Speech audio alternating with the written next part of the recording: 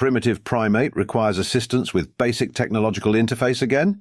The Vraxian supervisor's voice crackled through the station's comm system, dripping with what passed for humor among their species. Their translation matrix never quite captured the nuances of human sarcasm, but boy, did they try. Zeke Morrison stood in the maintenance shaft of Outpost Delta 9, staring at the pulsing mass of bioorganic circuitry that the Vraxians called cutting-edge technology. If this was the cutting edge, he'd hate to see what they considered obsolete. The whole thing looked like someone had crossed a jellyfish with a circuit board and then fed it expired energy drinks. "No, superior technologist Zixtal," Zeke replied, careful to use the proper honorific that the seven-limbed alien insisted upon. "I was just admiring how your evolutionary superior biomechanical systems require recalibration every 6 hours instead of our primitive weekly maintenance schedules." The silence that followed told Zeke that Zixtal was either processing the insult or genuinely couldn't tell if he was being mocked. Working for the Vraxian Consolidated Engineering Corporation had been an exercise in diplomatic restraint since day one. They'd hired human engineers because Earth's quaint mechanical solutions were cheaper than their bioorganic tech, all while reminding everyone that humans were barely out of their trees. The station itself was a marvel of overcomplicated engineering. Every simple problem had been solved with the most convoluted solution possible, as if straightforward efficiency was somehow offensive to Vraxian sensibilities. Need to open a door? Better make it require a 3-step authentication process and a DNA scan. Want to make coffee? Sorry, the nutrient dispensation unit needs to analyze your current biochemical state first. Zeke was halfway through bypassing another needlessly complex power coupling when the station's lighting shifted to that particular shade of purple that meant something had gone terribly wrong. Again. "Attention inferior maintenance technician," the station's AI announced with its trademark condescension. "Multiple critical systems are experiencing cascading failures. All non-essential personnel must evacuate immediately." "That's strange," Zeke muttered, pulling up his diagnostic tablet. "These patterns look almost like—" The realization hit him just as the emergency bulkhead slammed shut. He'd seen this before, in the safety briefings. This wasn't a random failure, this was a deliberate shutdown sequence. "Hey, Zixtal," Zeke called out. No response. "Superior technologist, anyone?" The emergency comm channel crackled to life one last time. "Due to unfortunate circumstances beyond our control, Outpost Delta 9 has been deemed temporarily non-operational. All Vraxian personnel have been evacuated. We thank you for your service to the corporation." "You've got to be kidding me," Zeke said to the empty station.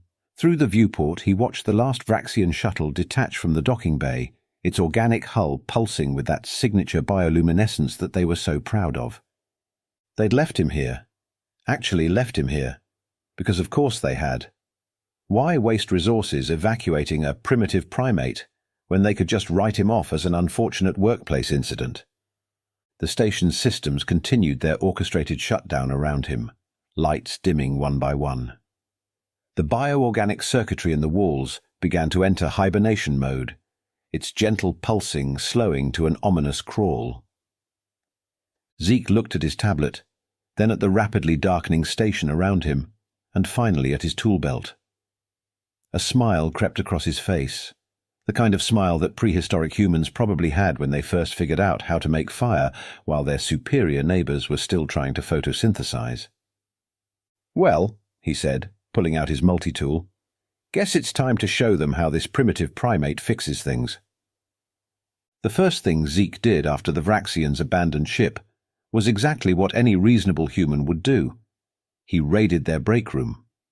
If he was going to die on this station, he wasn't going to do it without stealing their obscenely expensive coffee analog first.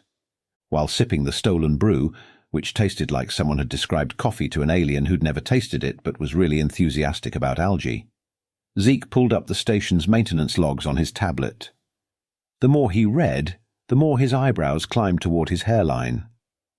"You sneaky, tentacled bureaucrats," he muttered, scrolling through weeks of doctored reports. The Vraxians hadn't just abandoned the station. They'd been planning this for months.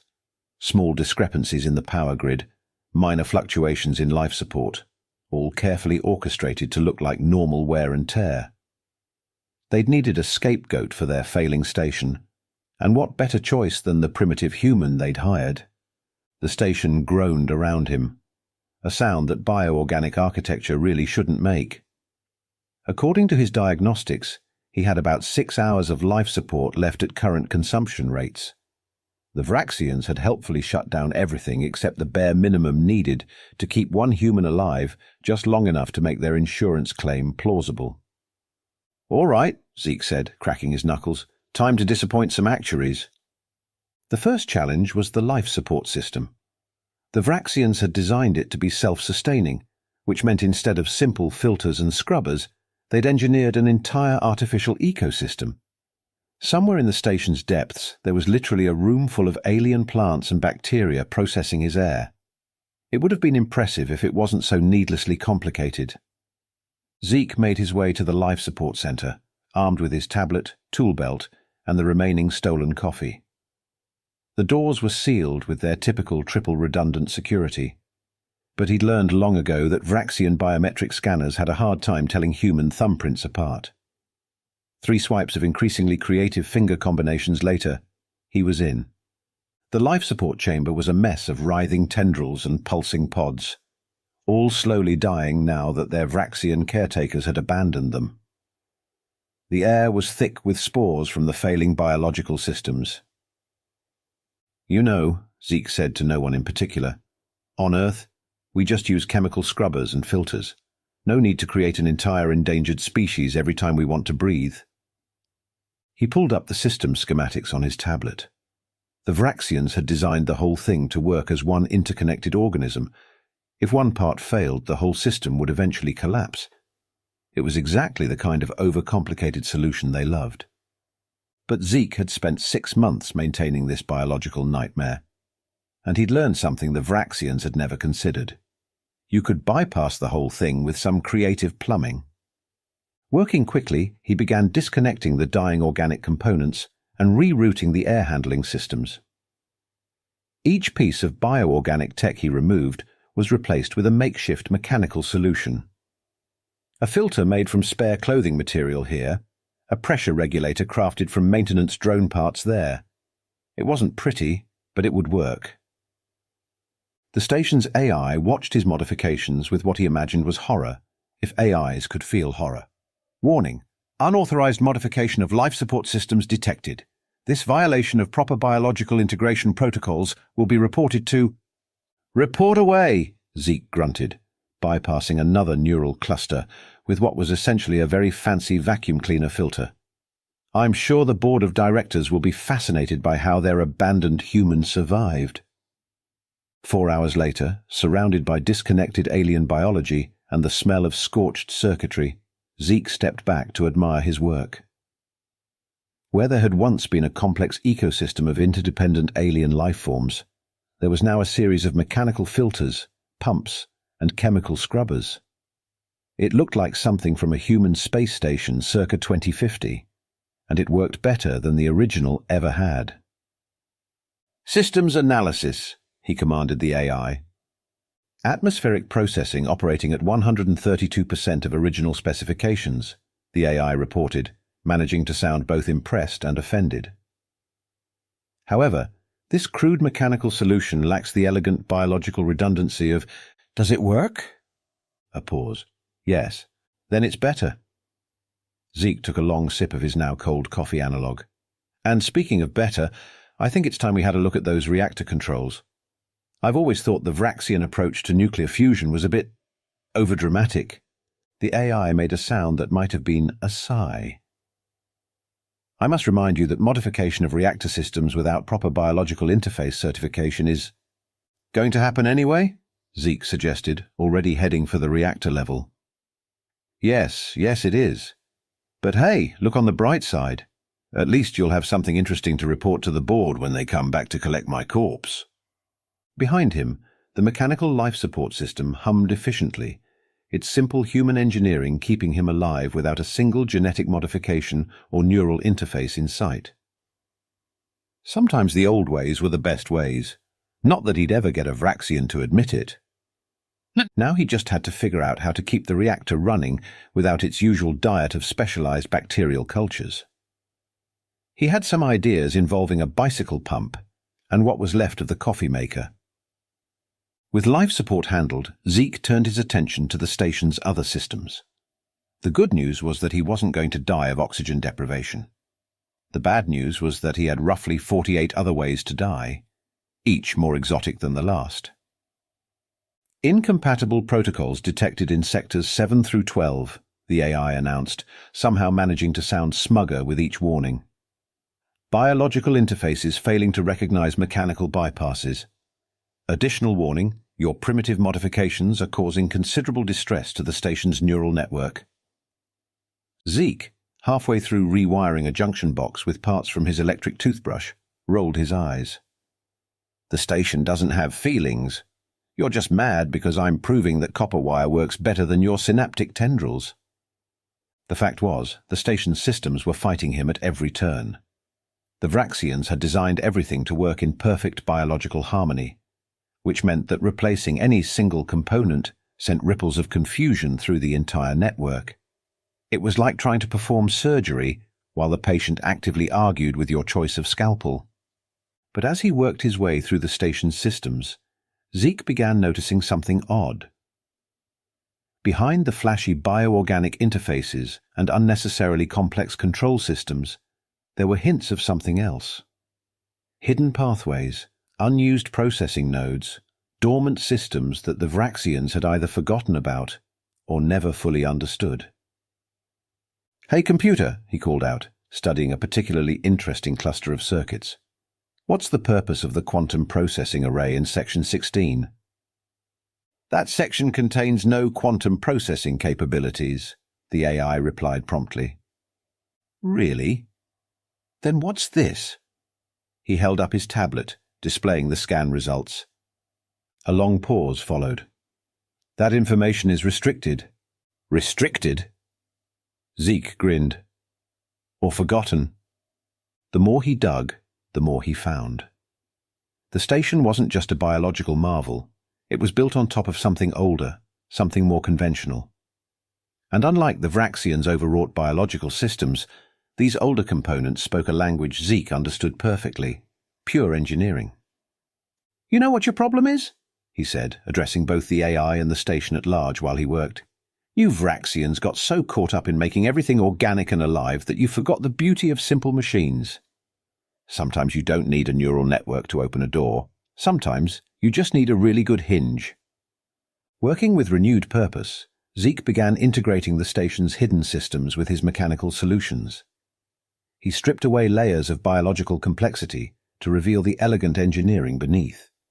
Where the Vraxians had installed living computers that needed constant nurturing, he implemented straightforward automation routines.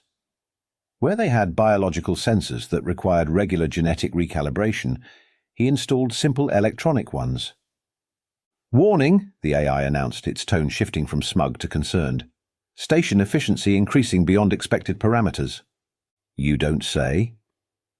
Zeke was now in his element, surrounded by displays showing system performance metrics that would have made his old engineering professors weep with joy. Turns out, when you stop trying to make everything think for itself, you can get some real work done. He'd discovered that the station's original builders had included automation systems that the Vraxians had never activated, presumably because they weren't biological enough. With some creative coding and a few hardware tweaks, Zeke had brought these systems online, integrating them with his other modifications. The results were impressive, to say the least. Power consumption dropped by 40%. Processing speeds doubled. Even the temperature regulation, which the Vraxians had handled with a complex network of heat-sensitive organisms, now worked better with simple thermostats and cooling systems. "This violates at least 15 different Vraxian engineering principles," the AI protested. "Good," Zeke replied, watching as another system came online smoothly. Those principles are why it took 3 different species of bacteria just to make a cup of coffee. He'd even found ways to improve on the original systems. By combining human engineering principles with the advanced technology hidden beneath the station's biological layer, he created hybrid systems that outperformed both. The maintenance drones, freed from their complicated biological control systems, now operated with simple but efficient programming that made them far more effective. Station efficiency now at 247% of original specifications, the AI reported, sounding almost afraid. These improvements are unprecedented. That's because you've never seen what happens when human engineering meets common sense, Zeke said, making one final adjustment. We're not primitives. We just don't believe in using photosynthesis to power a toaster. As if to punctuate his point, the station's lights brightened, no longer hindered by the power-hungry biological systems that had once controlled them. Through the viewport, Zeke could see the station's external arrays moving with new purpose, no longer writhing like tentacles, but operating with precise mechanical efficiency. He'd done more than just survive. He'd improved every system the Vraxians had left behind. And he'd done it not by fighting against the station's nature, but by revealing its true potential beneath all the biological window dressing. Now, he said, cracking his knuckles and eyeing the main control center, let's see what else this station can really do. Priority alert, the AI announced, interrupting Zeke's celebration of getting the coffee maker to work without performing a full genetic sequence scan first. Unknown astronomical phenomenon detected at bearing 047. Show me, Zeke commanded, expecting another false alarm from his modified sensors. The main display lit up, and his coffee mug slipped from suddenly numb fingers. Well, that explains a few things. Approaching the station was a massive wave of stellar radiation, the kind that could fry both biological and mechanical systems. The kind that would explain why a corporation would suddenly abandon a station and write off one expendable human engineer. Accessing original station logs, the AI reported. Alert, historical data indicates Vraxian leadership was aware of this phenomenon 3 months ago. Probability of survival with original biological shielding, 0.47%. Zeke stared at the approaching wavefront. They knew, and instead of trying to fix it, they just left. He shook his head. How long until impact? 4 hours, 17 minutes. Right. Zeke pulled up the station schematics he'd been studying. Show me the original shield specs, not the Vraxian modifications, the original ones. The display filled with technical data, and Zeke's eyes widened. They actually downgraded the shields when they installed the bioorganic systems. They replaced perfectly good particle deflectors with some sort of living energy membrane. The biological shield matrix was considered more elegant. The biological shield matrix is going to be toast in about 4 hours, Zeke interrupted. But these original shields, with my modifications to the power systems, his fingers flew across the controls as he worked out the calculations. The station's original builders had installed heavy-duty particle shields, which the Vraxians had disabled in favor of their living technology. But with the improved power efficiency from Zeke's modifications... Computer, start broadcasting on all frequencies. Send our system modifications to every station in range. Someone else might be able to use this. Broadcasting would violate numerous corporate confidentiality agreements. Override. Authorization code, humanity. Zeke was already running toward the shield control room. And pull up everything we have on combining particle shields with biological matrices. The AI actually stuttered. Combining? But that would be brilliant, revolutionary, about to save our collective behinds? The next 3 hours were a blur of frantic work. Zeke didn't just restore the original shields. He found a way to layer them with the remnants of the biological system, creating a hybrid defense that neither species had imagined possible. The mechanical shields provided raw power, while the biological components adapted and strengthened the field. Warning, the AI announced as Zeke made his final adjustments. Stellar phenomenon impact in 5 minutes. Also, 17 nearby stations have acknowledged receipt of modification broadcasts. Zeke stepped back from the console, his work done. Let's hope this works better than the Vraxian coffee maker. The wave hit like a solar-powered sledgehammer. The station groaned as ancient shields sparked to life, reinforced by living energy fields that adapted and flowed around the structure. Zeke watched the shield strength indicators, holding his breath. Shield integrity at 127% of theoretical maximum, the AI reported, sounding puzzled. The biological components are learning from the mechanical systems. Through the viewport, Zeke could see the stellar wave washing over them, deflected by shields that glowed with both mechanical precision and organic fluidity. He'd created something entirely new, not just a survival mechanism, but a perfect fusion of human and Vraxian technology. 17 stations in range have successfully implemented emergency modifications, the AI updated. 0 casualties reported. Additionally, analyzing shield design has been flagged for emergency patent protection under your name. Zeke laughed. He'd done more than survive. He'd just revolutionized shield technology across this sector of space. Not bad for a primitive primate. The stellar wave's initial impact was just the beginning. As the radiation intensified, Zeke watched his hybrid systems face their true test. Every screen in the control room blazed with data as human engineering and alien biology fought together against nature's fury. Primary shield layer at 143% capacity, the AI reported, its tone shifting between amazement and disbelief. Biological components are evolving. They're creating new energy patterns based on the mechanical shield configurations. Zeke grinned as he watched the readings. They're not just working together, they're learning from each other. The mechanical shields provide the structure, and the biocomponents adapt to reinforce it. A massive surge hit the station, causing every light to flicker. The shields outside the viewport put on a display that would have made the aurora borealis jealous. Mechanical energy fields interweaving with organic patterns in a dance of pure survival.